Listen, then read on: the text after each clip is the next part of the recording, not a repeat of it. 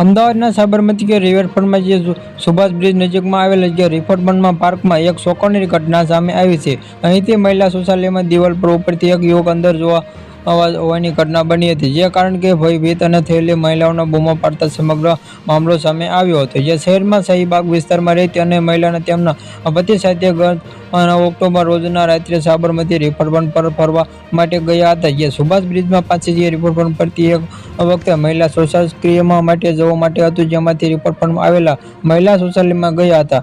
ત્યારે મહિલા જોઈ કે આ બાથરૂમમાં કોઈ વ્યક્તિ હાજર હોવાની પાણીનો અવાજ આવતો હતો, જેમાંથી બાજુમાં બાથરૂમમાં ગયા હતા. ધીમે તેમને શંકા ગઈ અને દિવાલ થી ઉપર કોઈને તેમને જોઈ રહ્યું. દિવાલની ઉપરથી કોઈ જોતું હોવાનું જાણવા મહિલા તરત જ બૂમો પાડવા હતી. મહિલાને ખૂબ બૂમ સાંભળીને બાથરૂમમાં રહેલો યુવક આશિષ ભીલ તરફથી બહાર આવ્યો હતો અને તેને ભાગતા પહેલા તેને મહિલાના બાથરૂમનો દરવાજો બહારથી લોક કરી દીધો હતો.